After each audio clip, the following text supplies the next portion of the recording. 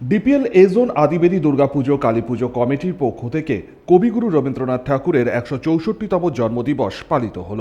শুক্রবার কবিগুরুর জন্মদিন উপলক্ষে ক্লাব প্রাঙ্গণেই অনুষ্ঠিত হয় বসে আঁকো প্রতিযোগিতা। এলাকার কচিকাচারা এদিন এই বসে আঁকো প্রতিযোগিতায় অংশ নেন।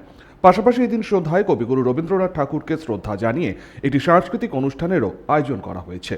আমরা এবছর কবিগুরু রবীন্দ্রনাথ ঠাকুরের ১৬৪তম জন্মদিবস উপলক্ষে এই জন্য আদিবেদী সার্বজনীন দুর্গা উৎসব ও কালী পূজা কমিটির পক্ষ থেকে আমরা সকালবেলায় আজকে আমরা বসে আঁকো প্রতিযোগিতার আয়োজন করেছিলাম। সেই বসে আঁকো প্রতিযোগিতায় যথেষ্ট সংখ্যক স্টুডেন্ট আমরা পেয়েছিলাম, অংশগ্রহণ করেছিল এবং সন্ধ্যেবেলায় আমরা আজ কবিগুরুর ১৬৪তম জন্মদিবস উপলক্ষে সাংস্কৃতিক অনুষ্ঠানের আয়োজন করেছি। Bureau report, 99 news Bangla.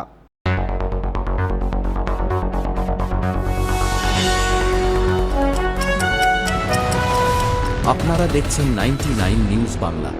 বদলাবো আমরা।